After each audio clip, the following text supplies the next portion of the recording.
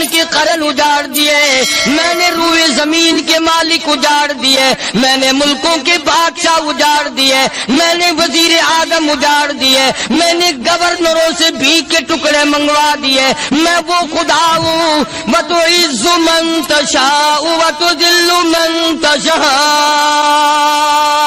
السلام علیکم ورحمۃ اللہ وبرکاتہ۔ بھائیوں، میں آپ کے سامنے قاری حنیف ملتانی صاحب رحمۃ اللہ علیہ کا بیان لے کر حاضر ہوا ہوں، تو چلو بیان کو سنتے ہیں۔ صلی اللہ علیہ وسلم نے فرمایا جمعے کا دن قیامت کی نشانی ہے۔ قیامت کا دن جس دن قائم ہوگا جمعہ ہی ہوگا۔ آج جمعہ تفریح کا دن ہے، آج جمعہ جوئے کا دن ہے، آج جمعہ شراب پینے کا دن ہے، آج جمعہ کھیل تماشا بے حیائی بدماشی کا دن لوگوں نے بنا لیا۔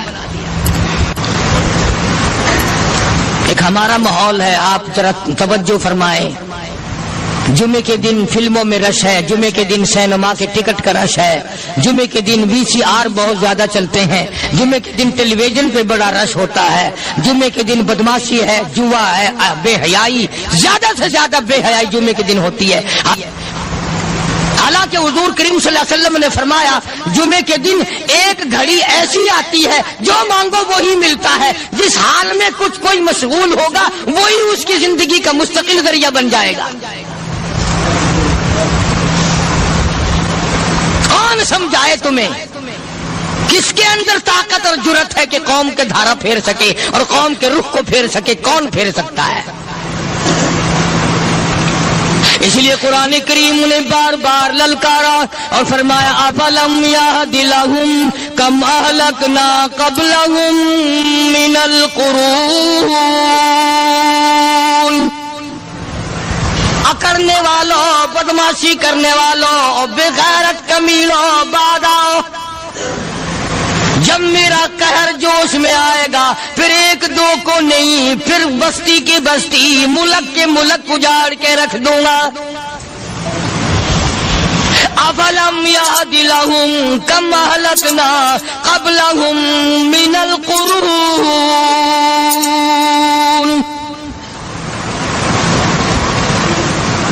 میں نے قرن کے قرن اجاڑ دیے، میں نے روئے زمین کے مالک اجاڑ دیے، میں نے ملکوں کے بادشاہ اجاڑ دیے، میں نے وزیر اعظم اجاڑ دیے، میں نے گورنروں سے بھیک کے ٹکڑے منگوا دیے، میں وہ خدا ہوں وَتُعِزُّ مَن تَشَاءُ وَتُذِلُّ مَن تَشَاءُ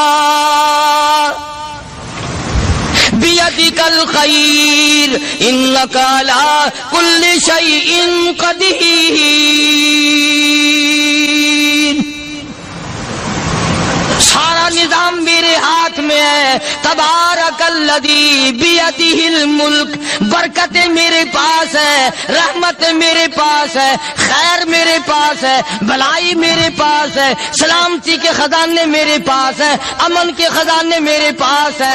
وہو علی بیدہ الملک، ملک میں راج میرا، وہو علی کل شیء قدیر،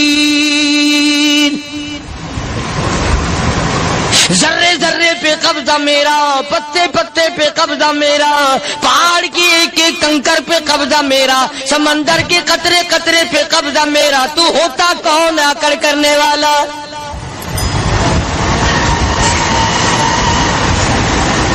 غور نہیں کرتے، سوچتے نہیں ہیں کہ کلام الہی ہمیں کیا بتانا چاہتا ہے۔ جناب عثمان رضی اللہ تعالیٰ عنہ فرماتے ہیں اور لوگوں، میں نے ساری زندگی گزار دی، اسلام کے بعد جس دن سے میں نے کلمہ پڑھا آخری دم تک کوئی جمعہ ایسا نہیں، کوئی جمعہ ایسا نہیں گزرا اللہ کے نام پر میں نے ایک غلام خرید کے آزاد نہ کیا ہو۔ پہلے لوگ بھی جمعے کے دن درود پاک کی کثرت کرتے تھے، خیرات کیا کرتے تھے کہ 8 دن کا کفارہ ہو جائے، اللہ تبارک و تعالی راضی ہو جائے۔ آج کے دن قیامت آئے گی، نہ جانے میرا کیا حال بنے گا، کن لوگوں میں میرا شمار ہوگا۔ مدنی کریم صلی اللہ تعالی علیہ وسلم کا دربار لگا ہوا ہے، مجلس ہے آقا مدنی صلی اللہ علیہ وسلم کی، وہ کتنے مقدروں والے جوان تھے جو اپنے محبوب صلی اللہ علیہ وسلم کی مجلس میں بیٹھتے تھے. وہ کتنے خوش بخت اور خوش نصیبے والے لوگ تھے جو اپنے آقا کے سامنے بیٹھتے تھے. حضور کریم صلی اللہ علیہ وسلم نے فرمایا مجھے 3 چیزوں سے بڑی محبت ہے, 3 چیزیں بڑی پیاری لگتی ہیں, 3 چیزیں دنیا میں بڑی مرغوب ہیں مجھے. فرمایا ایک نماز میری آنکھوں کی ٹھنڈک ہے. سرکار کی پسندیدہ بات سنو, فرمایا نماز میری آنکھوں کی ٹھنڈک ہے. جو نماز پڑھتا ہے وہ میری آنکھوں کو ٹھنڈا کرتا ہے, جو نماز نہیں پڑھتا کیا مطلب وہ مجھے رنج دیتا ہے. اور جامع ترمذی میں ایک حدیث موجود ہے, ارشاد ہے حضور کریم سب کہہ دو صلی اللہ علیہ وسلم کا, فرمایا کہ ہر پیر کے دن, ہر جمعرات کے دن ہر امتی کا نامہ اعمال میرے سامنے پیش کیا جاتا ہے. ہر امتی کا اعمال نامہ سرکار کے سامنے کر دیا جاتا ہے. تیرے فلاں امتی کا یہ عمل ہے. ذرا مسجد میں بیٹھے ہو, قبلے کی طرف منہ کیے بیٹھے ہو, لوگوں سوچو تو صحیح ہمارے اعمال نامے دیکھ کر آقا کو کتنا رنج ہوتا ہوگا. ہمارے کردار دیکھ کر, ہماری روح سیاہی کو دیکھ کر آقا کو کتنا رنج پہنچتا ہوگا صلی اللہ علیہ وسلم. ارے ہم نے حضور کی ذات اقدس کو رنج پہنچایا, پریشانی پہنچائی, تکلیف پہنچائی. پرواہ نہیں کرتے نمازوں کی, نوجوان بھی بوڑھے بھی حج کر کے بھی نماز پڑھتے لوگ. اور اب تو ویسے بھی دانا بینا لوگ ہیں. تو آپ نے ارشاد فرمایا کہ میری آنکھوں کی ٹھنڈک نماز میں ہے. 3 چیزیں مجھے پیاری ہیں پوری دنیا میں, 3 چیزیں پسندیدہ ہیں میری. سب سے پہلی فرمایا نماز میری آنکھوں کی ٹھنڈک ہے. قرۃ عینی فی الصلاۃ او کما قال النبی صلی اللہ علیہ وسلم. فرمایا جس آدمی, جس امتی کا یہ دل کرے کہ میں نبی کی آنکھ ٹھنڈی ہو, اسے چاہیے کہ نماز پابندی سے پڑھے. دوسرا فرمایا وفادار عورت مجھے بڑی پسند ہے. حضور کریم صلی اللہ علیہ وسلم نے فرمایا وفادار عورت, ہائے ہائے ہماری ماؤں سے زیادہ وفادار کون ہوں گی. جناب عائشہ صدیقہ رضی اللہ تعالیٰ عنہ فرماتی ہیں کالی کملی والے کے گھر میں 3 مہینے چولہے میں آگ نہیں جلتی تھی.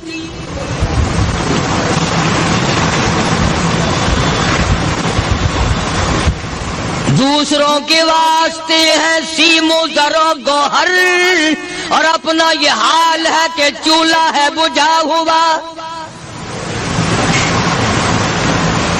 جناب عائشہ صدیقہ رضی اللہ تعالیٰ عنہ فرماتی ہیں ہمیں 24 گھنٹے میں 1 پانی کا پیالہ اور 1 کھجور کا دانہ ملا کرتا تھا.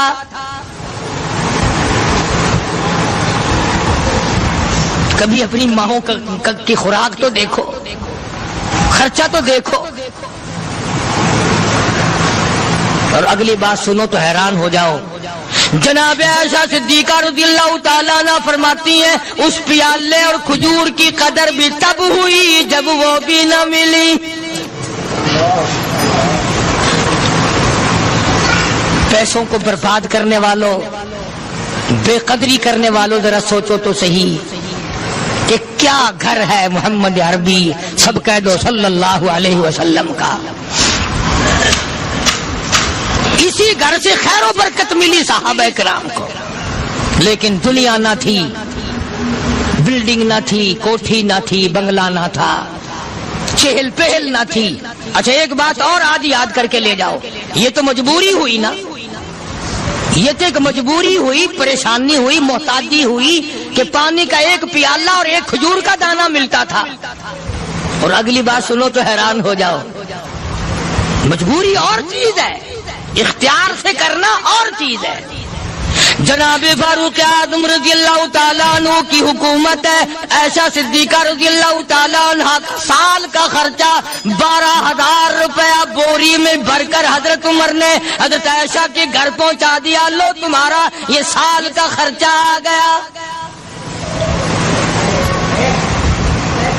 سال سال کا خرچہ حضرت عمر رضی اللہ تعالیٰ عنہ نے جناب عائشہ صدیقہ رضی اللہ تعالیٰ عنہ کے پاس بھیجا. اتنا بڑا بورا بھر کر آیا. اللہ غنی، بجائے خوش ہونے کے، بجائے مچلنے کے، بجائے فخر کرنے کے، اپنی خادمہ سے فرمانے لگی، حضرت عائشہ خادمہ سے فرمانے لگی، میں نے تو اپنے محبوب صلی اللہ علیہ وسلم کے پیٹ پہ پتھر دیکھے، میں نے تو کالی کملی والے کو فاقے کرتے دیکھا. خادمہ سے فرمانے لگی، اس بوری کے اور میرے درمیان میں کپڑا لٹکا دے، میری آنکھ دیکھنا گوارا نہیں کرتی، میری آنکھ دیکھنا بھی گوارا نہیں کرتی. اس نے کپڑا لٹکا دیا. اس کے بعد خادمہ سے فرمانے لگی، مدینے میں اعلان کراؤ، جس کو خیرات چاہیے وہ عائشہ کے دروازے سے آ کے لے جائے رضی اللہ تعالیٰ عنہ. سارے مدینے میں اعلان ہوگا، خیرات لینے والے آ جاؤ. شیئر ضرور کریں. ایک اور بات تھی اس وقت میں، ضرورت مند جاتا تھا، یہ نہیں کہ ٹیبک میں ہزاروں روپیہ پڑا ہوا پھر بھی مانگ کے کھانا ہے، جیب میں ہزاروں روپیہ پھر بھی مانگنا ہے، پلے سے نہیں کھانا. کہ جتنے بھیک مانگے ہیں نا، بھیک مانگنے والے، 1 کروڑ روپیہ دے دو انشاءاللہ شام کو پھر بھی مانگے گا. اس کے مقدر میں بھیک مانگنا ہے. فرمانے لگی کچھ نہیں ہے. وہ خادمہ کہنے لگی کچھ نہیں ہے. اب وہ خادمہ کہنے لگی کہ اگر 1 ٹکے کا گوشت منگوا لیتی تو تم بھی اپنا روزہ کھول لیتی، گوشت سے میں بھی کھا لیتی. کیا جواب دیا اما عائشہ صدیقہ رضی اللہ تعالیٰ عنہ نے؟ فرمانے لگی، اب تانا دینے سے کیا فائدہ، تو نے اس وقت یاد کیوں نہیں دلایا؟ اس لیے میں نے یہ واقعہ سنا دیا کہ پہلی بات سن کر کے تو آپ لوگوں کے دل میں بھی یہ بات آئی ہے نا کہ جی مجبوری ہے، چوری تو وہ کرنے سے رہی بیچاری، پریشانی جو ہوئی، غربت جو ہوئی، تنگی جو ہوئی، چلو پانی کا پیالے پہ گزر کیا. اور نہیں، یہ حضرات اختیاری بھی فاقہ کرتے تھے. اب 12,000 آیا اور افطار کرنے کے لیے چھچوا رہے، کھجور بھی نہیں. اور ہم تو خدا جانے کب کب تک کا انتظام سوچتے ہیں، پوتے پوتیوں تک کا انتظام جب تک نہ کر لیں اور اولاد در اولاد تک کا انتظام نہ کر دیں، اس وقت تک ہماری تسلی تو ہوتی نہیں. اسی کو مجذوب نے بڑے عجیب طریقے سے سمجھایا، کہتا ہے کہ آنے والی کس سے ٹالی جائے گی، آنے والی کس سے ٹالی جائے گی، اور جان ٹھہری جانے والی جائے گی، روح رگ رگ سے نکالی جائے گی، تجھ پہ ایک دن خاک ڈالی جائے گی. تیرے رشتہ دار عزیز اقربا دھڑا دھڑ مٹی پھینک کے ایسے آئیں گے گویا تجھے پہچانتے بھی نہیں. بڑی بڑی عجیب باتیں کہی مجذوب علیہ رحمت نے. اللہ کی رحمت نازل ہو اس کی قبر مبارک پہ آمین کرو. کہتا ہے سب کی سب ہیں راہ ربے کوئے فنا، سب چل رہے ہیں فنا کی طرف. اب یہ جو ہم لوگ بیٹھے ہیں نا، خوش ہو رہے ہیں، میری 50 سال عمر ہو گئی، میری 60 سال عمر ہو گئی، میری 40 سال عمر ہو گئی، میری 30 سال کم عمر ہو گئی. اور اصل بات ہمارے دماغ میں اپنے آپ کو آخرت کے لیے جس قدر ممکن ہو سکے تیاری کریں. آج کل بڑی رات ہے، سویرے اٹھو، کم سے کم صبح و شام ہر آدمی 1 تسبیح درود شریف کی، 1 تسبیح استغفار کی اور 1 تسبیح تیسرے کلمے کی. یہ تو کم سے کم ہو ہی جائے. بکواس کرتے سو جاتے ہیں، بکواس کرتے اٹھ جاتے ہیں. بلا ہے کوئی زندگی کا معاملہ؟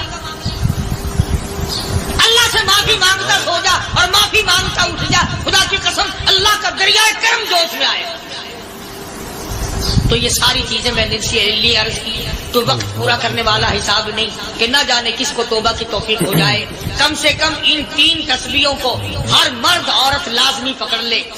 1 تسبیح درود شریف کی، 1 تسبیح سبحان اللہ والحمدللہ ولا الہ الا اللہ واللہ اکبر ولا حول ولا قوۃ الا باللہ العلی العظیم، اور 1 تسبیح استغفر اللہ الذی لا الہ الا هو الحی القیوم واتوب الیہ یا استغفر اللہ ربی من کل ذنب واتوب الیہ، اور 1 تسبیح درود شریف کی اللہم صلی علی سیدنا مولانا محمد وعلی آل سیدنا مولانا محمد مبارک وسلم وصلی علیہ. جب ایک مرتبہ درود بندہ پڑھے گا 10 بار اللہ کی رحمت آئے گی، 10 گناہ معاف ہوں گے، 10 درجے بلند ہوں گے، 10 خطائیں معاف کر دی جائیں گی. تو کتنا بڑا اجر ہے.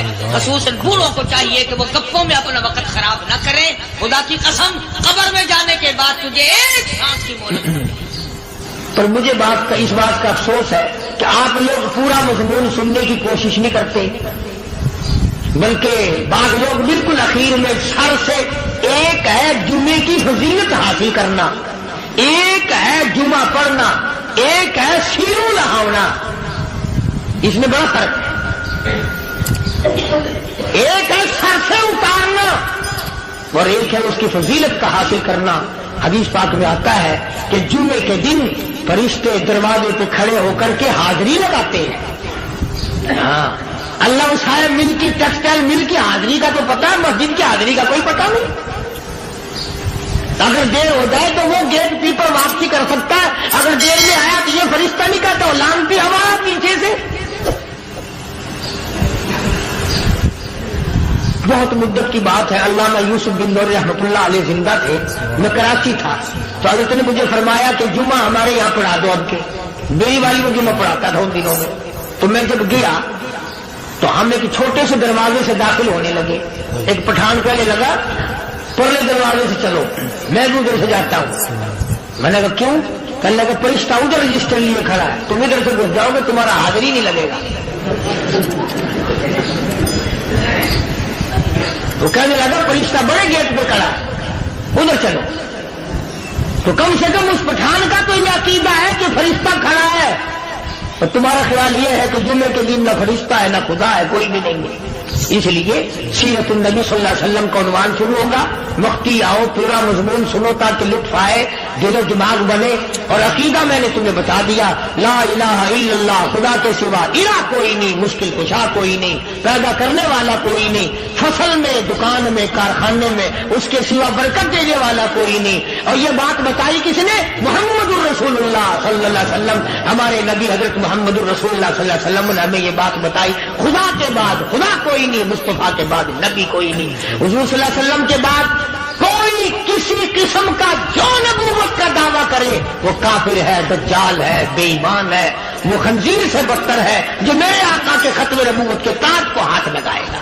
فرمایا لہم قلوب لا یفقہون بہا. اللہ پاک جل شانہ فرماتے ہیں جس کا دل قرآن کریم سمجھنے کا عادی نہیں. لہم قلوب لا یفقہون بہا، جس کا دل قرآن سمجھنے کے لیے تیار نہیں. وَلَهُمْ أَعْيُنٌ لَا يُبْصِرُونَ بِهَا، جس کا کان اللہ کا قرآن سننے کے لیے تیار نہیں. أَمْ لَهُمْ آذَانٌ لَا يَسْمَعُونَ بِهَا، أَمْ لَهُمْ آذَانٌ يَسْمَعُونَ بِهَا، جس کا کان خدا کا قرآن سننے کو تیار نہیں. خدائی فیصلہ سنو، اللہ کے قرآن کا فیصلہ سنو، اللہ کے کلام کا فیصلہ سنو. جس کا کان میرا کلام سننے کے لیے تیار نہیں، جس کو میرا قرآن سن کے مزہ نہیں آتا، جس کو میرا کلام سن کے حلاوت نہیں آتی، جس کو میرا کلام سن کے لذت نہیں آتی، جس کی روح تازی نہیں ہوتی، جس کو لطف نہیں آتا، جس کو کیف نہیں آتا، جس کو سرور نہیں آتا، جو میرا قرآن سننے کو تیار نہیں، جو میرا قرآن آنکھوں سے دیکھنے کو تیار نہیں، جو میرا قرآن سننے سمجھنے کے لیے تیار نہیں. آؤ پھر خدائی فیصلہ سنو. فرمایا اولئک کالانعام،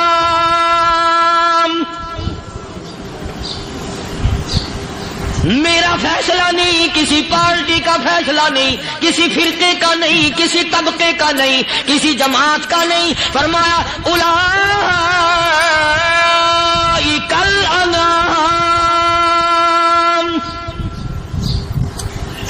پیدا کرنے والا مالک و خالق کہتا ہے مجھے اپنی کبریائی کی قسم یہ سارے جانور ہیں.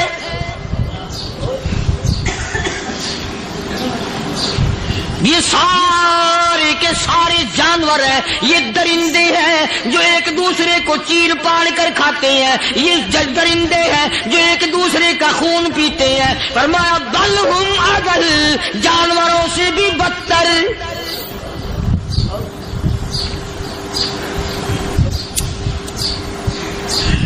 جس کے دل میں قرآن سن کر ترس نہیں، جس دل میں رحم نہیں، اپنے سے کمزور دیکھ کر جس کے دل میں شفقت نہیں، مہربانی کا مادہ نہیں، فرمایا وہ کوئی بندہ ہے، وہ تو جانور ہے۔ اور خدا قسم میں آ گیا، فرمایا بل ہم اضل، اس سے بھی بدتر۔ اللہ والے جو ہیں وہ ان خصلتوں کو دور کراتے ہیں، اور وہ آدمی کے مزاج اور دل میں سے ایسی چیزیں نکالتے ہیں جو اس کی بربادی کا ذریعہ بنتا ہے۔ دل کی بیماریوں کا کسی کو فکر نہیں، بخار ہو جائے آپ چڑھ جائے آپ کو پتہ چل جاتا ہے، نزلہ ہو جائے آپ کو پتہ چل جاتا ہے، کھانسی ہو جائے پتہ چل جاتا ہے، دل کی بیماریوں کا کیا پتہ چلے؟ صحابہ اکرام رضوان اللہ تعالی علیہ مجمعین کی جماعت کے اللہ پاک کے محبوب حضرت محمد الرسول اللہ صلی اللہ تعالی علیہ وسلم نے دلوں کی صفائی کی پہلے لوگ جھونپڑیوں میں کچے کوٹھوں میں رہتے تھے، نہ اتنی صفائی تھی نہ اتنی ترقی تھی۔ آج برتنوں کی صفائی دیکھو، کپڑوں کی صفائی دیکھو، مکان کی صفائی دیکھو، رات دن بس اسی دھندے میں لگے ہوئے، سارا دن برتن دھونے سے فرصت نہیں، سارا دن کپڑوں کے بناؤ اور سنوار میں فرصت نہیں۔ تو اللہ والے ایسے موقع پر بڑی عجیب بات کہتے ہیں، وہی مجذوب ہے، مجذوب علی رحمت کہتے ہیں بظاہر تو ہر شے میں بے حد صفائی، بظاہر تو ہر شے میں بے حد صفائی، مگر دل میں ہے گندگی انتہائی۔ بظاہر تو ہر شے میں چہرے کی صفائی، بدن کی صفائی، نہ جانے کتنی قسم کا صابن ہے، نہ جانے کتنی قسم کے پاؤڈر ہیں، نہ جانے کتنی قسم کے شیمپو ہیں، نہ جانے کتنی قسم کے کپڑے ہیں، کیا چال ڈھال ہے، کیا نئے نئے ڈیزائن ہے۔ مجذوب کہتا سب کچھ دیکھ لیا، بظاہر تو ہر شے میں بے حد صفائی، مگر دل میں ہے گندگی انتہائی۔ جس یار کی بیٹھک میں بیٹھ کے کھانا کھایا، جس رشتہ دار کی بیٹھک میں بیٹھ کے کھانا کھایا، اسی کی بہن کو دیکھ کر آبرو پہ ڈاکہ ڈالنے کا پروگرام ہے۔ جس دوست کے گھر میں بیٹھ کے کھانا کھایا، اسی دوست کی بیوی کی عزت لوٹنے کا پروگرام ہے۔ پرانے زمانے میں اب بھی دلی جیسے شہر میں اگر دعوت کی جاتی ہے تو وہاں ایک تشتری میں نمک آتا ہے سب سے پہلے۔ عرب میں بھی دستور تھا پرانے زمانے میں، اگر کوئی دعوت کرتا، کوئی تقریب کرتا، سب سے پہلے نمک آتا تھا۔ ایک ایک انگلی ہر شخص نمک چاٹتا تھا۔ کیا مطلب؟ جس نے نمک چاٹ لیا اب وہ نمک حرامی نہیں بنے گا۔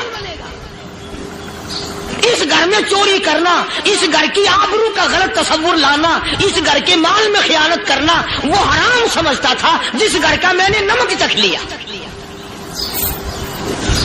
اور مسلمانوں کی بات نہیں، ہندوؤں کی بھی یہ باتیں تھی۔ مولانا محمد علی صاحب جلندری سب قید رحمت اللہ علیہ فرمایا کرتے تھے کہ ایک سکھ تھا بہت بڑا ڈاکو، مسلمان اور ہندو مل کر اس کو ساتھ ملا کر کے لے گئے کہ یہاں اس گاؤں میں اس پنڈ میں ڈاکہ ڈالے۔ سفر کر کے گئے، تکلیف اٹھا کے گئے۔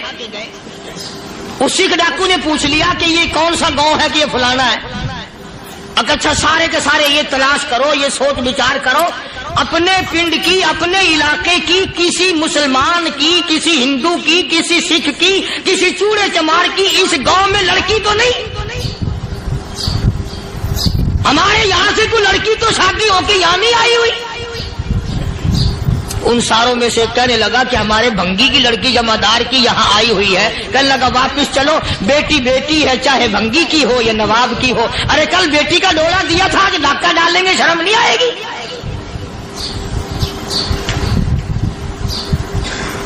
آج وہ تصور کہاں چلے گئے؟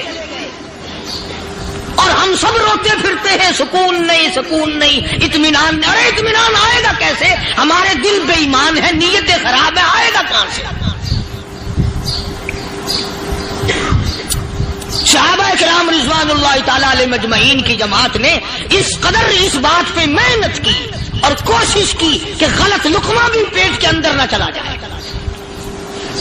چنانچہ میں علی الاعلان کہتا ہوں 1,29,000 صحابہ کرام کالی کملی والے کے دیوانے اور پروانے، حضور کے یار جانثار، حضور کے ساتھ فاقہ کھانے والے، فاقوں مرنے والے، پتھر کھانے والے، اپنے بچوں کے ٹکڑے ہوتے ہوئے دیکھ کر لا الہ الا اللہ محمد الرسول اللہ کی صدا بلند کرنے والے صحابہ کرام کا یہ حال تھا۔ پیدل سفر کر کے جاتے تھے یہودی عیسائی، شام نکل گئے، فلسطین نکل گئے، ہندوستان آ گئے، 2 سال لگ جاتے تھے، اپنی جوان بیٹیوں کو مسلمانوں کے گھروں میں چھوڑ کے آ جاتے تھے۔ کبھی نگاہ نبوت نے جن کو رنگ دیا تھا، کبھی کسی صحابی پہ ذرہ برابر الزام نہیں لگا۔ ان یہودیوں کا، ان عیسائیوں کا یہ عقیدہ تھا کہ محمد صلی اللہ علیہ وسلم کے جو غلام ہیں ان کی نگاہ بھی پاک ہے، ان کے دل بھی پاک ہیں، ان کے ارادے بھی پاک ہیں، ان کے ہاتھ بھی پاک ہیں۔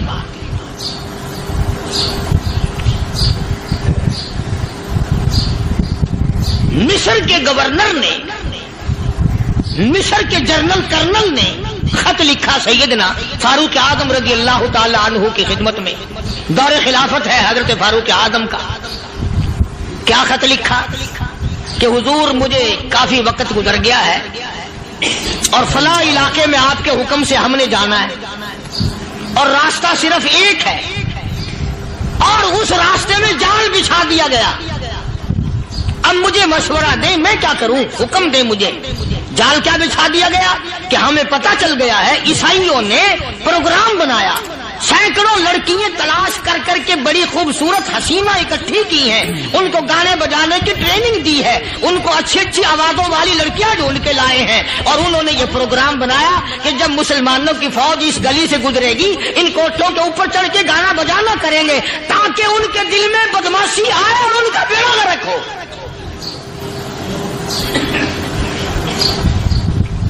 کبھی کافر کا یہ عقیدہ تھا کہ مسلمان کا دل بگڑا تو یہ گیا، اس کی نیت میں خرابی آئی اور یہ تباہ ہوا۔ جناب فاروق اعظم رضی اللہ تعالیٰ عنہ نے اسے یہ خط نہیں لکھا کہ تو قرآن پڑھا کر، تو نفل پڑھا کر۔ امیر المومنین خلیفۃ المسلمین سیدنا فاروق اعظم رضی اللہ تعالیٰ عنہ نے اپنے جنرل کرنل کو خط لکھا کہ اس میں لمبی چوڑی فکر کی کوئی بات نہیں، اس میں کوئی پریشانی والی بات نہیں، کوئی سوچ و بچار والی بات نہیں، سارے تیری فوج میں، تیری کمان میں مسلمان ہیں، سب کو اکٹھا کر لے، ساروں کو اکٹھا کر کے قرآن کریم کے سورت نور کی 2 آیتیں سنا دے۔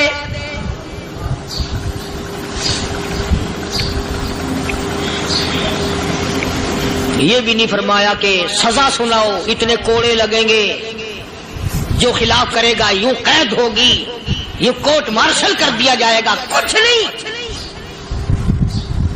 جناب فاروق اعظم رضی اللہ تعالیٰ عنہ کی رائے دیکھو، ان کے خیال میں قرآن کریم میں اتنی بڑی طاقت ہے، اتنی بڑی عظمت ہے، اتنی بڑی کرامت ہے، کلام الہی میں اتنا بڑا شرف ہے۔ اعلان کر دیا، فرمایا اپنے کرنل کو ساری فوج کو، لشکر کو اکٹھا کر کے قرآن کریم کی فلاں فلاں آیت سنا دے۔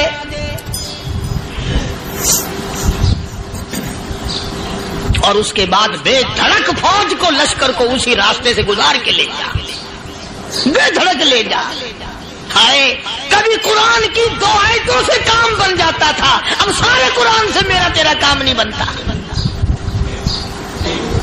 قصور قرآن کا نہیں ہے، یہ میرا تیرا ہے، یہ تو اتنی وفادار کلام ہے، اتنی پاک کلام ہے، خدا کی قسم ہزاروں رجسٹروں کے گتے، ہزاروں چائے کے ڈبے، ہزاروں مٹھائی کے ڈبے، لاکھوں کروڑوں دوائیوں کے ڈبے گندے نالوں پہ، کوڑیوں پہ، روڑیوں پہ پڑے ہیں، اور جس گتے نے قرآن کے ساتھ یاری لگا لی، خدا کی قسم کوئی آدمی بغیر وضو اس گتے کو بھی ہاتھ نہیں لگا سکتا۔ ہزاروں نہیں لاکھوں کپڑے مارکیٹ میں پڑے، پر جس کپڑے نے قرآن سے یاری لگا لی، جو کپڑا جزدان بن کر قرآن پہ چڑھ گیا، لوگ اس کو بھی چومتے ہیں، اور چومنا چاہیے۔ یارو کپڑے نے قرآن سے یاری لگائی تو کپڑا عظمت والا بن گیا، گتے نے یاری لگا لی تو گتا بن گیا۔ ہزاروں قسم کے کاغذات روزانہ ذلیل ہوتے پھرتے ہیں، جس کاغذ پہ قرآن لکھا گیا وہ عظمت پا گیا، جس سیاہی سے قرآن لکھا گیا وہ سیاہی عظمت والی بن گئی۔ ارے اگر مسلمان قرآن کو اپنے اندر پیدا کر لے، اس کی عظمت کو بسا لے، اس کو اپنا لاہ عمل بنا لے، اس کو اپنے سر پہ رکھ لے، تو کیا یہ بندہ قرآن کے ساتھ وفاداری کرے تو قرآن کیا خیال ہے قرآن بے وفائی کر دے گا؟ یقین نہیں، یقین اصل بات اعتقاد کی ہے۔ یقین کا تو یہ عالم بنا ہوا ہے کہ اگر کوئی چوری کا معاملہ ہو جائے اور کسی پر شبہ ہو، اگر اسے کہو کہ قرآن اٹھا دے تو دیر نہیں لگائے گا، اور اگر کہے کہ فلانی خانگاہ کا کنڈا مار دیا کہ یہ کام میں نہیں کرتا۔ خانگاہ کے کنڈے پہ ایمان ہے، قرآن پہ ایمان نہیں۔ اس پر یقین ہے کہ پیر اندھا کر دے گا، اور یہاں یقین نہیں کہ جس خدا نے پیدا کیا اگر میں نے جھوٹا قرآن اٹھایا تو وہ برباد کر دے گا۔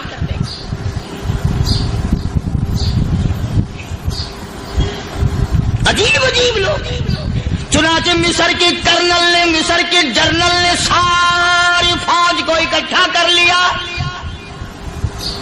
اس نے بھی یہ بات تو نہیں کہی کہ فاروق اعظم کو دوبارہ خط لکھتا کہ حضرت یہ تو 2 آیتیں آپ نے لکھی، یہ تو سارا قرآن روز پڑھتے ہیں، پر بنے گا کیا؟ جیسے فاروق اعظم کا یقین تھا، فاروق اعظم کی فوج کے کرنل کا بھی یقین ہے، فاروق اعظم کے فوج کے جنرل کا بھی یقین ہے۔ اس نے ساری فوج کو اکٹھا کیا، لشکر کو جمع کیا، اور اس کے بعد کہنے لگا قل للمؤمنین یغضوا من ابصارکم وَيَحْفَظُوا فُرُوجَهُمْ ذَلِكَ أَزْكَىٰ لَهُمْ إِنَّ اللَّهَ خَبِيرٌ بِمَا يَصْنَعُونَ۔ او لوگو، خدا تمہیں کہتا ہے اپنی آنکھوں کی حفاظت کرو، اگر تمہاری نظریں غلط جگہ پڑی اپنی عزت کی حفاظت کرو، اپنی آبرو کی حفاظت کرو، اگر غلط نظریں پڑی، غلط استعمال ہوئی، ان اللہ خبیر بما یصنعون۔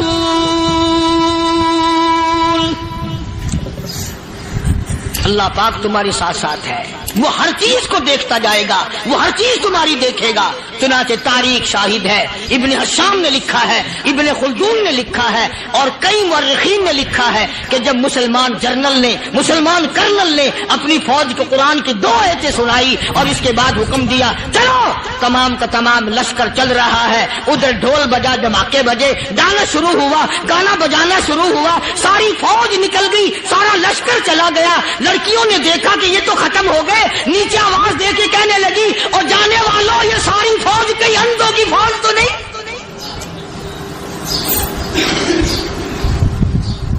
یہ حسن کا نظارہ اور یہ ڈانس اور یہ آواز، ہم ناچ ناچ کے تھک گئی، کوئی سر نہیں اٹھاتا۔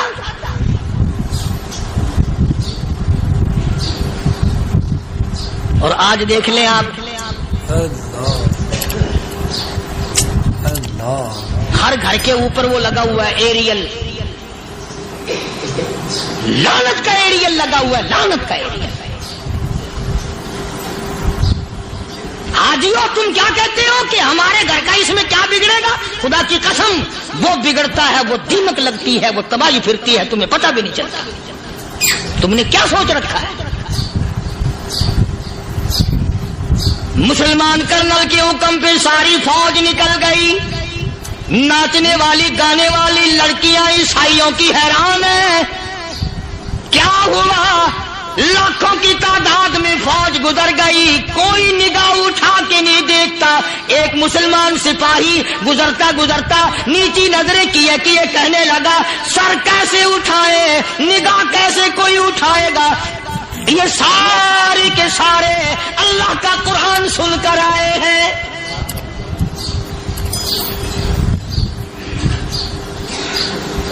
कैसे कोई निगाह उठाएगा, कैसे कोई सर को उठाएगा। ये सारे के सारे अल्लाह का कुरान सुनकर आए हैं। उनका अमल हुआ ना कुरान पे, उनके अमल का कितना बड़ा असर पड़ा। मुर्रिखीन ने लिखा, इब्ने हिशाम लिखता है, ईसाई लड़कियों ने छलांगे लगा दी, कोठे से नीचे आ गई, कहने लगी आम मुसलमानों वो कुरान हमें भी सुना के जाओ जिसमें इतनी स्पिरिट है, इतनी ताकत है, जो हुस्न के नजारे से रोक दे, जो गाने बजाने से रोक दे। ये तो आदमी के दिल का सुकून है, न गाना सुनते हो न हुस्न का नजारा करते हो। जाते वाले यूं ना जाओ, हमें भी वो कुरान सुना के जाओ।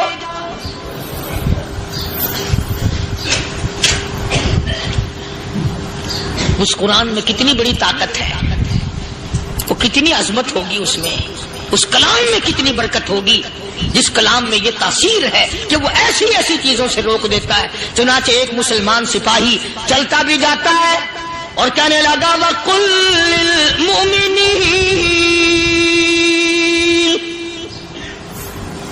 वकुल्लिल मुमिनीन।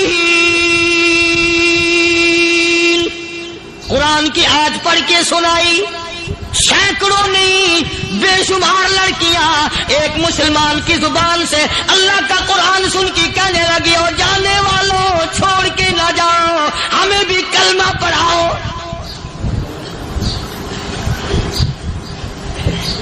जितनी भी वो नाचने गाने वाली थी तमाम की तमाम कलमा पढ़कर मुसलमान बन गई। और मुर्रिखीन ने लिखा है, आखिरी दम तक कुरान की शहदाई और दीवानी बन के गुजरी है। फिर वो लड़कियां जो रात दिन हुस्न जमाल का पैकर बनी रहती थी, उलमा ने लिखा है जब मौत आई, एक एक के बदन में कपड़े लिबास में मौत आई तो 50-50 टाकी लगी हुई थी।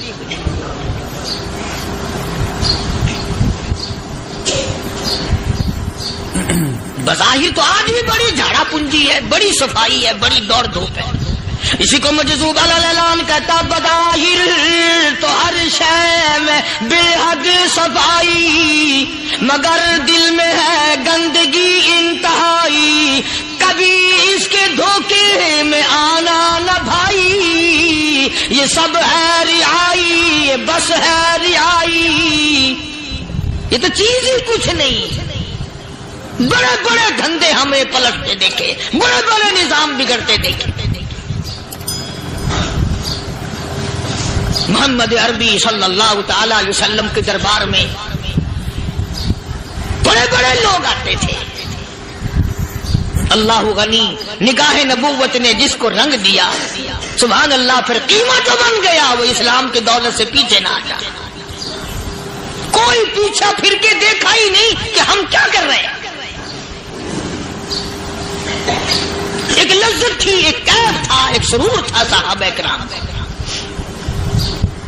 कहां से वो चीज हम लाए, कैसे हम में वो चीज पैदा होगी। जंगे बदर हुआ, बड़ी बेहतरीन बात है, तब लिख के ले जाओ, इंशाअल्लाह कब्रों में दुआएं दोगे। जंगे बदर हुआ, 70 से ज्यादा काफिर पकड़े गए, मदीने में पकड़ के कैदी बना करके लाए गए। तंगदस्ती का जमाना है, एक साल नहीं हुआ मुसलमान उजड़ के आए थे, मार खा के आए, परेशान होकर आए, धन दौलत छोड़कर लुटा कर आए। इनके पल्ले क्या था। शाम का वक्त हुआ, मदनी करीम सल्लल्लाहु तआला अलैहि वसल्लम ने मस्जिद के दरवाजे में खड़े होकर ऐलान फरमा दिया, कौन है, कौन है जो मेरे मेहमानों को खाना खिलाए। और वो मेहमान कोई शहंशाह नहीं थे, हैं भी काफिर, हैं भी इस्लाम के दुश्मन, आए भी सहाबा किराम को मारने, मैदान जंग से पकड़ के लाए गए, जंगी कैदी हैं। उस नबी की तरफ कभी मुंह किया कर जिस नबी का तू गुलाम है, उम्मती बड़ा फिरता है। فرمایا کون ہے جو میرے مہمانوں کو کھانا کھلائے؟ صحابہ کرام میں سے کسی نے 2 پکڑ لیے، کسی نے 1 کو ساتھ لے لیا۔ ایک بنادار سا غریب سا صحابی ہے، اس نے ساتھ لے لیا ایک مہمان اور گھر لے کے گیا۔ بیوی کو کہنے لگا کہ کھانا کتنا ہے؟ کہ بس 1 آدمی جوگا ہے، 1 آدمی کی کافی ہوگا۔ کان میں کہنے لگا اپنی بیوی کے، دستور تھا عرب کا، مہمان اور میزبان اکٹھے کھایا کرتے تھے۔ اپنی گھر والی کے کان میں کہنے لگا کہ اس کے آگے کھانا رکھ دیں گے مہمان کے، جب یہ کھانا شروع کر دے گا کسی بہانے سے دیوا بجھا دیو، میں یوں ہی منہ کو خالی ہلاتا رہوں گا، یہ کھانا کھا لے گا، پیٹ بھر جائے گا اس کا۔ چنانچہ کھانا آگے رکھ دیا، جو کچھ بھی تھا۔ اس نے کھانا شروع کیا کہ جی آپ بھی کھائیں، کہ ہاں میں بھی کھا رہا ہوں۔ بس یوں ہی کھانے میں بھی ہاتھ لگائے، منہ کو بھی ہاتھ لگائے اور منہ کو چلائے بھی برابر۔ بیوی نے چراغ بجھا دیا۔ یہ عمل تو صحابی کر رہا ہے اپنے گھر میں۔ ادھر قرآن کریم نازل ہو گیا محمد کریم صلی اللہ علیہ وسلم کی ذات پہ، فرمایا وَيُؤْثِرُونَ عَلَىٰ أَنفُسِهِمْ وَلَوْ كَانَ بِهِمْ خَصَاصَةٌ وَمَن يُوقَ شُحَّ نَفْسِهِ فَأُولَٰئِكَ هُمُ الْمُفْلِحُونَ۔ اور میرے محبوب مبارک ہو، تیری امت میں ایسے لوگ بھی ہیں جو اپنا منہ خالی ہلا رہا ہے، بیوی بھوکی بیٹھی ہے، چراغ بجھائے بیٹھی ہے اور اپنے ہاتھ کو خالی چلا رہا ہے اور میرے بندے کا پیٹ بھر رہا ہے۔ اور میرے محبوب مجھے اپنی عظمت کی قسم، میں تیری ان دیوانوں پہ جنت واجب کر چکا۔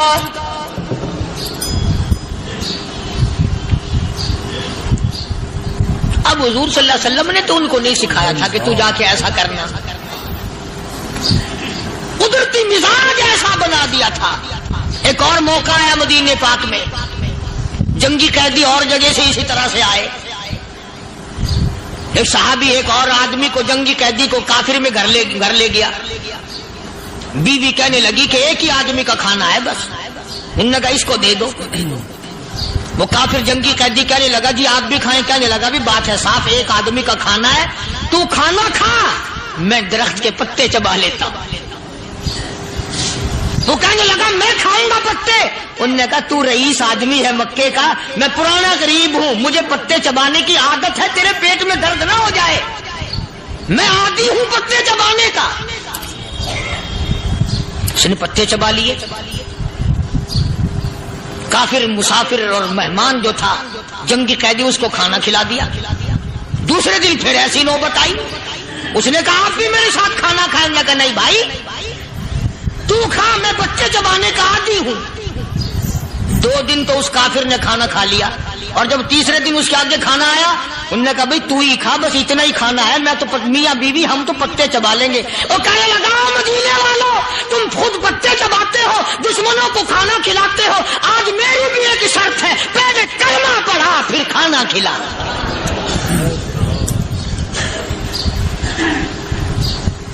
آج میری بھی ایک شرط ہے۔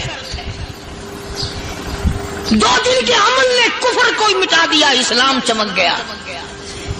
2 دن کے عمل نے، میرا تیرا 60 سال کا عمل ہے، کبھی کسی کافر کو مسلمان بنایا؟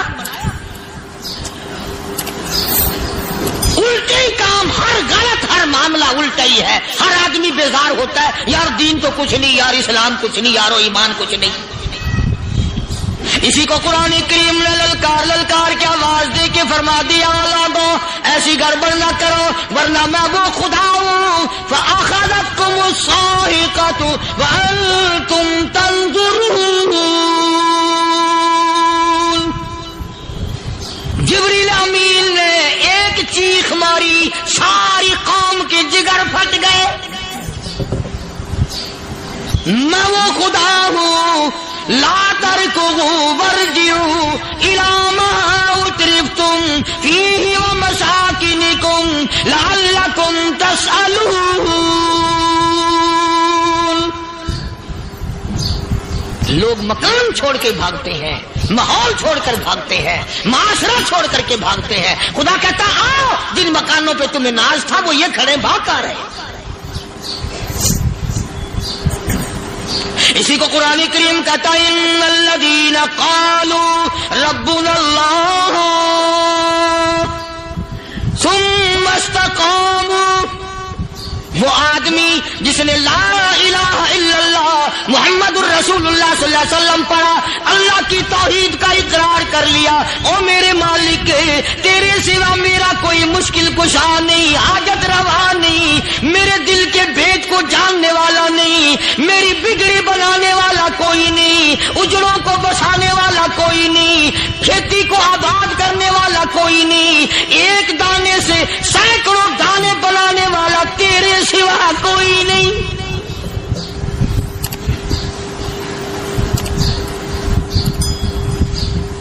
کھیتوں میں جاؤ، کبھی یہ تو سوچو کہ دنیا میں حکومتوں نے کتنے مل لگا رکھے ہیں، چینی کے شکر کے کتنے مل ہیں، کتنے ڈیپو ہیں، پھر بھی قلت ہو جاتی ہے۔ اور یہ اللہ میاں نے کتنا میٹھا کیلے میں، سنترے میں، مالٹے میں، انگور میں، سیب میں، کبھی یہ بھی سنا کہ اللہ میاں کا شوگر مل فلاں علاقے میں لگا ہوا ہے؟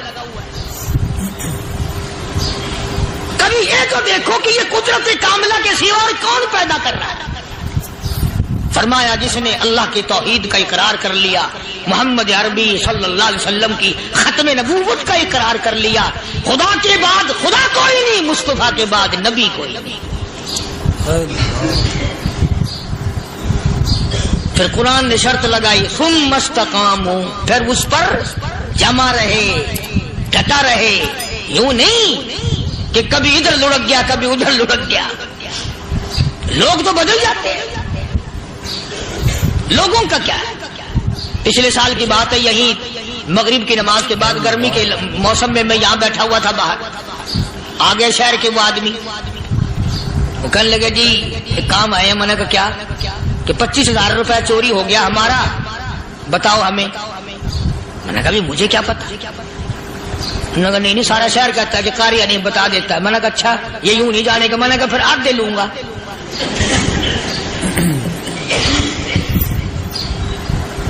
25,000 گم ہوئے ہیں نا، 12.5 میرے 12.5 تمہارے۔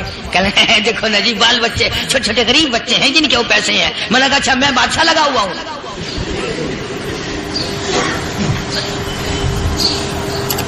انہوں نے کہا جی سودا مہنگا۔ میں نے کہا پھر کہیں اور چلے جاؤ۔ جتنا میں نے سمجھایا نہیں ماننا کہ اگر ہمیں یوں پتہ چل جائے مولویوں کو ولیوں کو تو پھر یہ لاکھوں کروڑوں پولیس والے رکھنے کی ضرورت ہے بھلا؟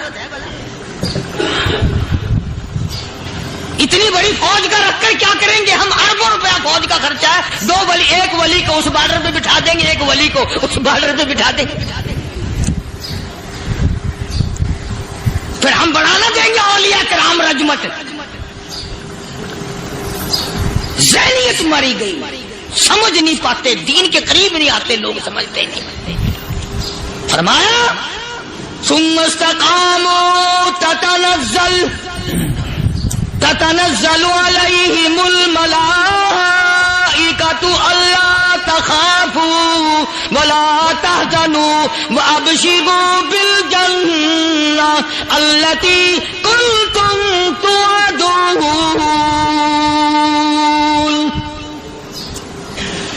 قرآن کہتا ادھر ولی کی موت آتی ہے، ایسا آدمی جو اپنے کلمے پہ جمع رہے، شرک و بدعت کی لعنت سے بچے، کفر و نفاق سے بچے۔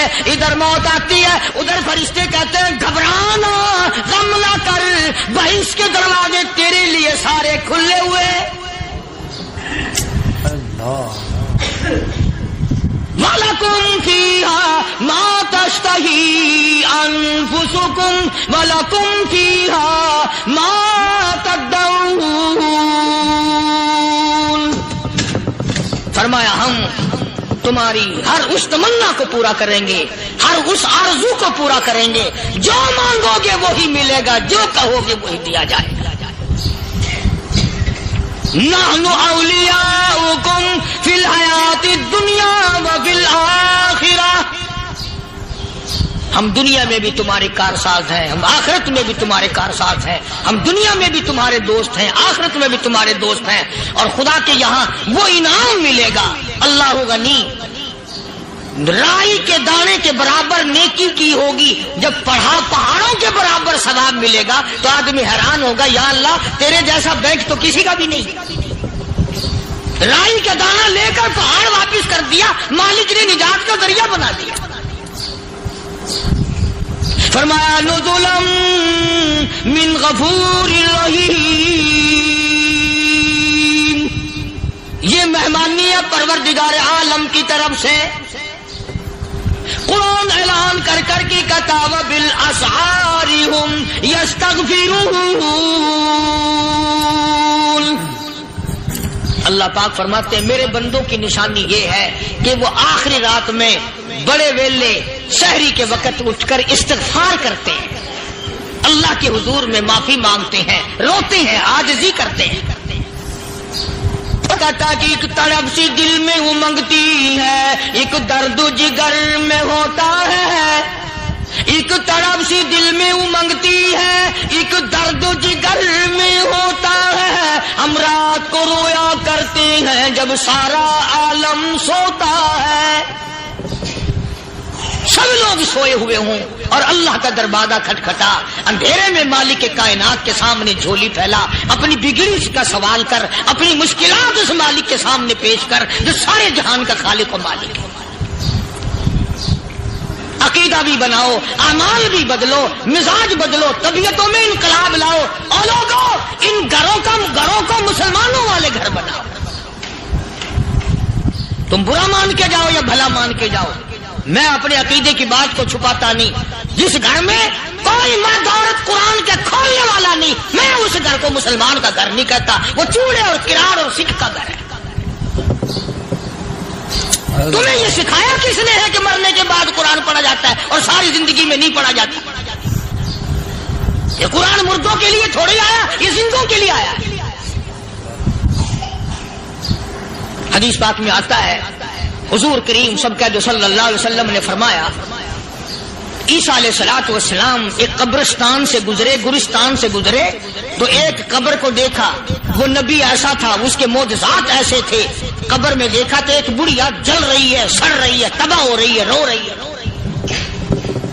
تو عیسیٰ علیہ الصلوۃ والسلام پناہ کر کے وہاں سے گزر گئے۔ چند دنوں کے بعد جو اسی قبر کے پاس سے گزرے تو عیسیٰ علیہ السلام کو دھیان آیا کہ اس قبر میں ایک بڑھیا بڑی عذاب بھگت رہی تھی، مگر اس دن جو دیکھا وہ تو عیش میں بیٹھی، تخت میں بیٹھی آرام کر رہی۔ سیدنا عیسیٰ علیہ السلام نے اللہ پاک سے سوال کر دیا، الہی مرنے کے بعد تو آدمی کوئی نیکی بھی نہیں کر سکتا، اس نے کیا کر لیا کہ اس کا سارا نظام بدل گیا؟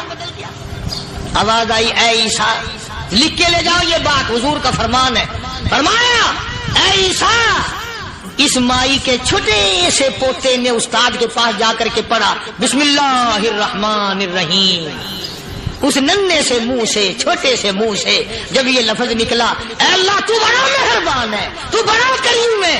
عیسیٰ چھوٹے سے منہ سے جب نکلا، وہ تو معصوم تھا، اس کے منہ سے جب نکلا نا کہ میں بڑا مہربان ہوں، میں نے اس معصوم بچے کے صدقے میں اس کی دادی پہ کرم کر دیا۔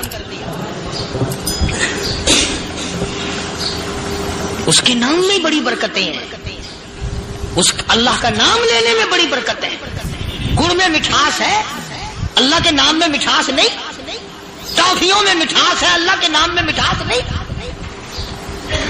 تم نے چکھ کے نہیں دیکھا، اگر تم چکھ لو خدا کی قسم دنیا کی کوئی چیز اچھی نہ لگے اللہ کے نام کے مقابلے میں۔ اللہ پاک مجھے اور آپ سب کو اپنا نام لینے کی توفیق عطا فرمائے، اپنے قرآن کی تلاوت کرنے کی توفیق عطا فرمائے، اور اپنا ذکر اور اپنا فکر اور اپنے شکر کی توفیق عطا فرمائے، اور اللہ پاک ہم سب کو یہ ہمت دے کہ مرتے دم تک ہم قرآن سے یاری کریں، قرآن سے وفاداری کریں۔ اور ارشاد ہے حضور کریم صلی اللہ علیہ وسلم کا، یوں فرمایا کہ جب قوم کے اندر 3 چیزیں ہو جائیں، جب کسی قوم میں 3 عادتیں، 3 خصلتیں، 3 برائیاں پیدا ہو جائیں تو سرکار مدینہ صلی اللہ علیہ وسلم نے فرمایا وہ قوم پھر زمین کے اوپر بسنے کے لائق نہیں رہتی، اس قوم کو زمین کے اندر غرق ہو جانا چاہیے۔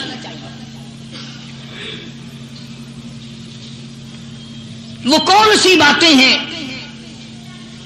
ارشاد فرمایا محمد عربی صلی اللہ علیہ وسلم نے کہ پہلی بات تو ان کی یہ ہے کہ جب قوم کے امیر لوگ، غنی لوگ، مالدار لوگ بخیل ہو جائیں، اللہ تعالیٰ نے جو ان کو سرمایہ دیا ہے، رب العالمین نے جو ان کو پیسہ اور دولت دی ہے، اس میں کسی غریب کا وہ حصہ ہی نہ رکھے۔ چنانچہ آج آپ دیکھ لیں، فالتو لاکھوں روپیہ لگ جائے گا، لیکن کسی بیوہ کے گھر ایک سیر آٹا دینا، کسی یتیم کے سر پہ ہاتھ پھیرتا ہوا امیر آدمی شرماتا ہے کبھی میرے ہاتھ کی ہتھیلی نہ گھس جائے۔ حالانکہ ارشاد فرمایا مدنی کریم صلی اللہ تعالی علیہ وسلم نے بعد وقت ایسا قبولیت کا ہوتا ہے جو آدمی یتیم کے سر پہ ہاتھ پھیر دے محبت کے ساتھ، یہ بچہ یتیم ہے، اس کا لاڈ اجڑ گیا، اس کا مان اجڑ گیا، اس کا ابا رخصت ہو گیا، اس کو گود میں بٹھا کر پوچھنے والا چلا گیا، بیٹا تو کیا چیز کھاوے گا؟ حضور کریم صلی اللہ تعالی علیہ وسلم نے فرمایا جب یتیم کے سر پہ آدمی محبت کے ساتھ، شفقت کے ساتھ ہاتھ پھیرتا ہے، اللہ پاک یوں فرماتا ہے مجھے اپنی کبریائی کی قسم جتنے بال اس کے ہاتھ کے نیچے آ جاتے ہیں اتنی نیکیاں ہاتھ پھیرنے والے کے نام اعمال میں لکھ دی جاتی ہے۔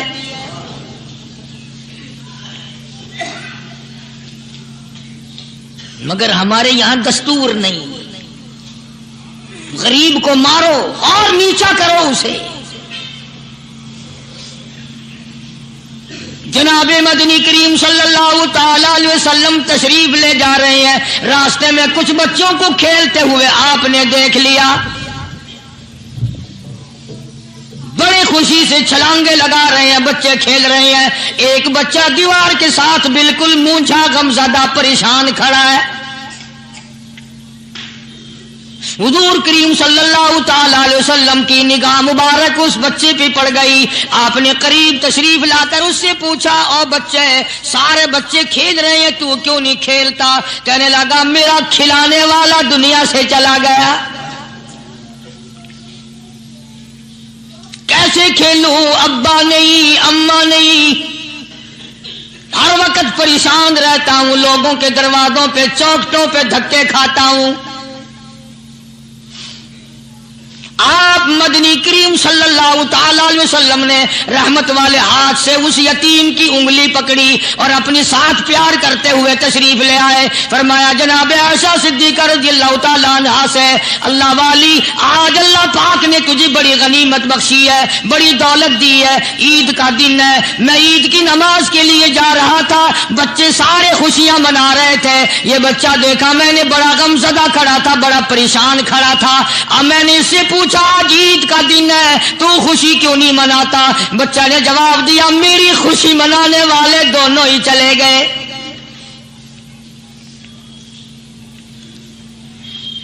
آج اللہ نے یہ موقع بخشا ہے، اسے نہلا دھلا، اس کو نئے کپڑے پہنا، معصوم بچے کے سر پہ ہاتھ پھیرتے ہوئے فرمایا بیٹا گھبرانا، یہ عائشہ صدیقہ تیری اماں ہے، میں محمد الرسول اللہ آج سے تیرا ابا بن گیا ہوں۔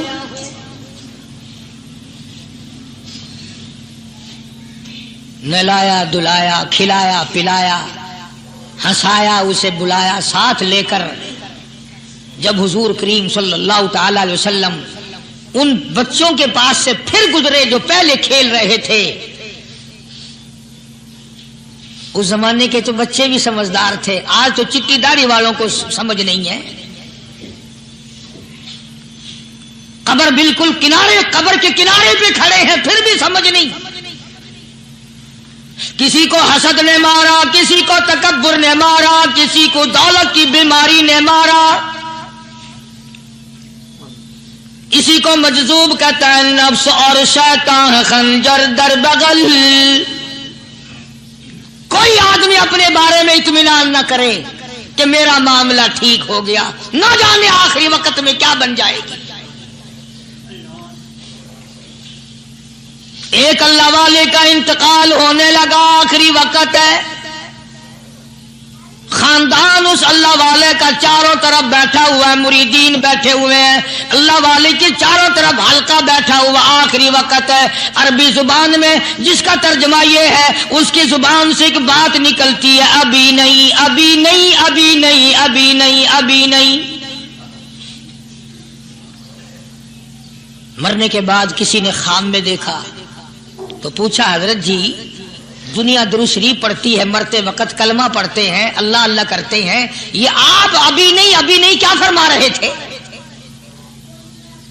تو یوں فرمایا، تمہیں کیا معلوم ہے، شیطان میرے سامنے کھڑا تھا اور کہتا تھا میں نے دنیا کو پھنسایا، دنیا کو ورغلایا، دنیا کو بہکایا، تو میرے پھندے سے پھنس گیا، تیرے علم نے، تیری نیکی نے بچا لیا۔ تو میں کہتا تھا ظالم ابھی تو سانس آ رہی ہے، نہ جانے کیا بنے گی، ابھی نہیں، ابھی نہیں، ابھی نہیں۔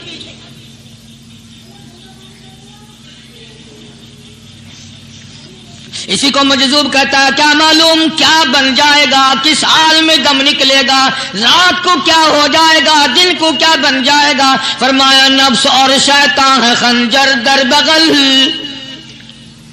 نفس اور شیطان ہے خنجر در بغل، وار ہونے کو ہے اے غافل سنبھل۔ آیا دشمن کا وار، 4 نمازیں پڑھی، باقی ساری دنیا کافر نظر آنے لگ جاتی ہے، میں نمازی ہوں، یہ سارے بے ایمان پھرتے ہیں۔ شیطان پیدا کرتا ہے یہ چیزیں۔ اگر اللہ نام پہ تھوڑی سی کبھی خیرات کر دی تو بہانے بہانے لوگوں کے سامنے ذکر ہو رہا ہے، اجی آج کل تو ہمارے کاروبار نہیں، ورنہ انشاءاللہ فلاں مسجد جو ہے نا یہ ہم نے بنائی تھی، بہانے بہانے بتانا۔ اسی لیے مجذوب کہتا ہے گھبرایا نہ کر اور اپنے آپ کو اطمینان نہ دلایا کر، کہتا نفس اور شیطان ہے خنجر در بغل، وار ہونے کو ہے اے غافل سنبھل۔ چلا شیطان کا خنجر، چلا شیطان کا خنجر، لگایا اس نے دو، لگایا اس نے دو۔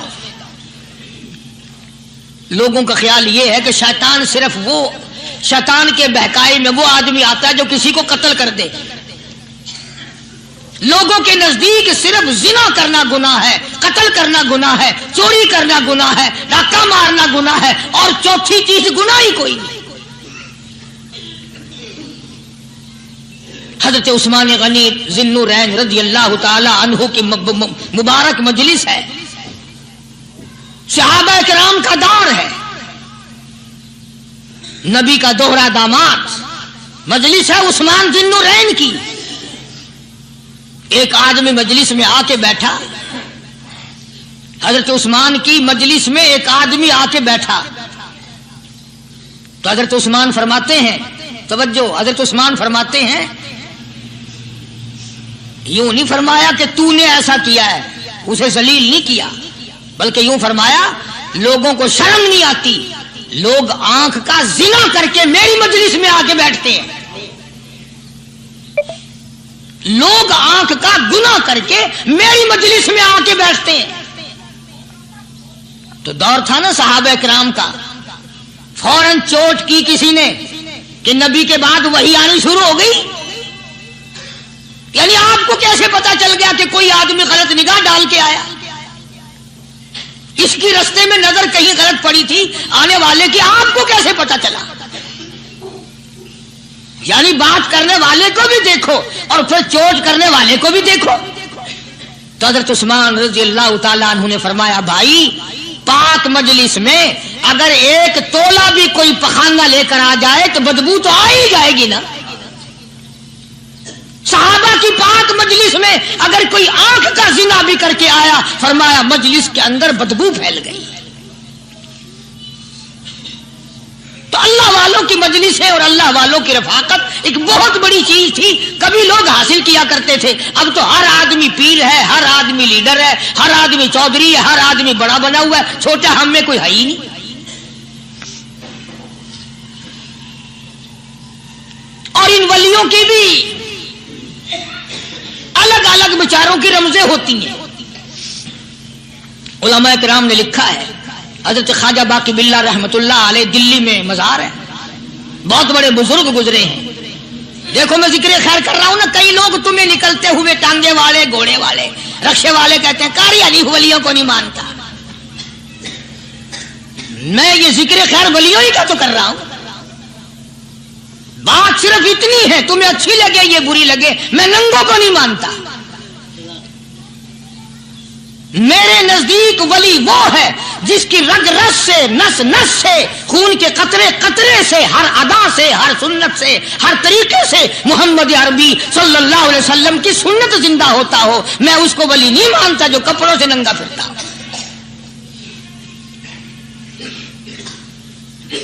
خواجہ باقی باللہ رحمت اللہ علیہ کو بھٹیارے نے دیکھا، ایک تباہی تندور والا. حضرت خواجہ صاحب کو دیکھا کہ جامع مسجد دلی کے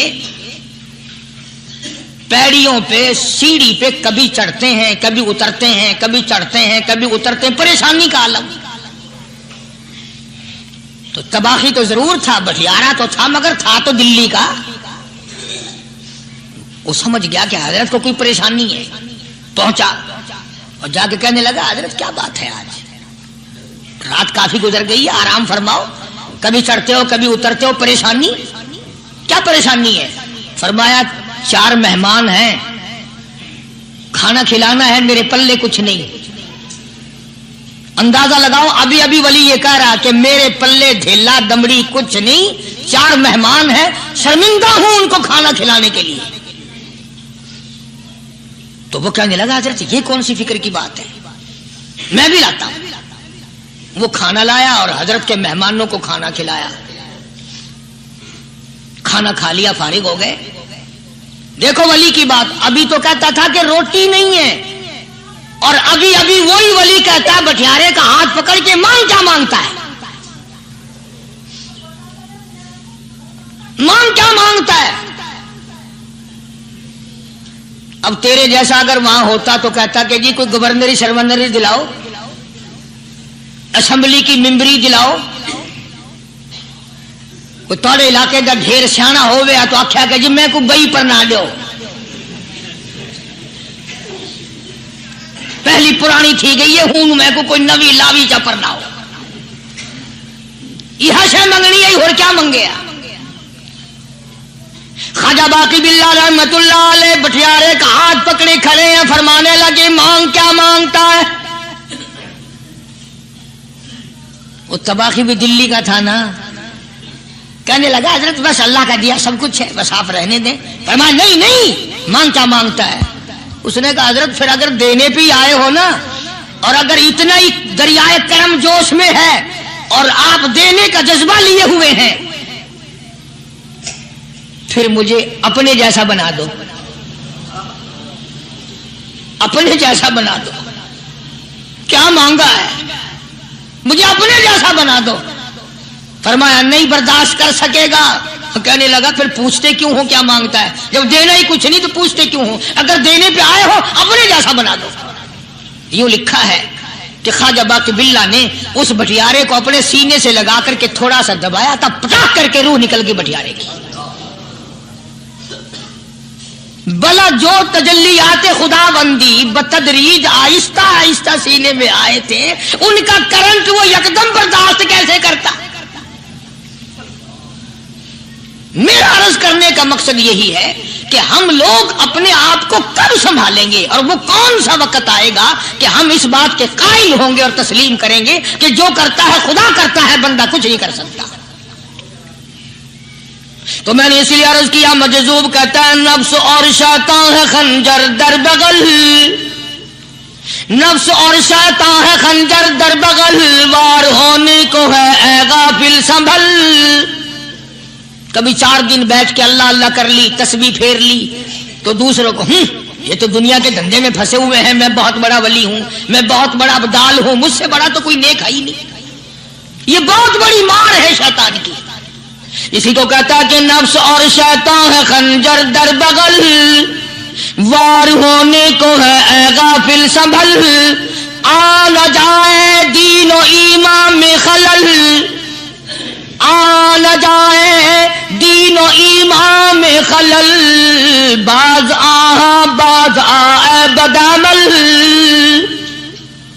کچھ تو سوچ، کس کی تو پیداوار ہے، کس نے تجھے بنایا، کس نے تجھے یہ آنکھیں دی، کس نے یہ لب دیے، کس نے یہ دل دیا، کس نے یہ دماغ دیا، کس نے یہ شعور بخشا، کس نے یہ ساری چیزیں عطا فرمائی؟ اللہ پاک کی ذات فرماتی ہے او لوگوں مجھے بھی بڑا دکھ لگتا ہے، مجھے بھی بڑا صدمہ ہوتا ہے، میرا قہر جوش میں آ جاتا ہے جب پیاری شکل بناؤں میں، پیاری صورت بنائی میں نے، پیارا ماتھا سونی شکل بنائی میں نے، جب میری چوکھٹ کے سوا دوسروں کے دروازے پہ جا کے تو ماتھا رکھتا ہے، فرمایا میرا قہر جوش میں آتا ہے تجھے برباد کر دوں۔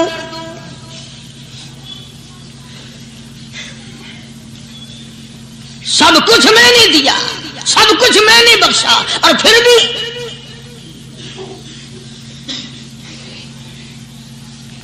شاہ عبد القدوس گنگوہی رحمت اللہ علیہ بہت بڑے بزرگوں میں سے گزرے ہیں،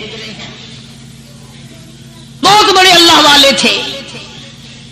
ایک راستے سے گزر رہے ہیں، مریدین ساتھ ہیں،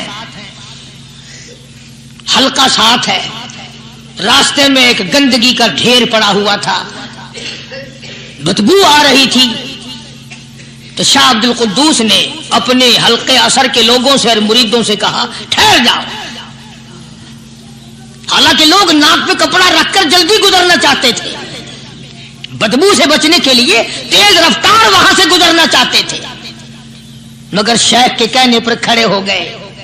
شکر ہے تم نہ تھے، تم جیسے وہاں مرید بھی نہیں تھے، ورنہ کہتے کہ اے پھٹ گیا شیخ ہے نو تو پتہ ہی نہیں لگتا برائی دا چنگائی دا، گندگی دے پہ کولساں کو کھڑائی کھڑے۔ شاہ عبد القدوس رحمت اللہ علیہ گنگوئی رحمت اللہ علیہ نے فرمایا او لوگوں یہ گندگی، یہ پخانہ، یہ افولت والی چیز تمہیں ایک سبق دے رہی ہے۔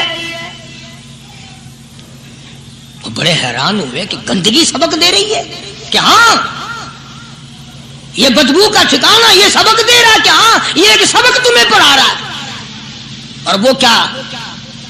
شیخ فرمانے لگے یہ گندگی تم سے کہتی ہے او لوگوں کل سے پہلے میں مٹھائی کی صورت میں حلوائی کی تھال میں رکھا ہوا تھا، جو دیکھتا تھا اس کے منہ میں پانی آ جاتا تھا، حلوے کی صورت میں تھا، جلیبی کی صورت میں تھا، امرتی کی صورت میں تھا، اور اے گندگی کا ڈھیر لوگوں تم سے یہ کہتا ہے کل میں فروٹ والے کی ٹوکری میں رکھا ہوا تھا، اناج کی شکل میں تھا، غلے کی شکل میں تھا، پھل کی شکل میں تھا، فروٹ کی شکل میں تھا، مٹھائی کی صورت میں تھا، جو مجھے دیکھتا تھا اس کو میں پیارا لگتا تھا، میری چاہت معلوم ہوتی تھی، میری ضرورت معلوم ہوتی تھی، جو دیکھتا تھا منہ میں پانی آ جاتا تھا۔ او انسان ایک رات تیرے پیٹ میں جانے کا اتفاق ہوا، او انسان آ دیکھ لے میرا کیا حال بن گیا۔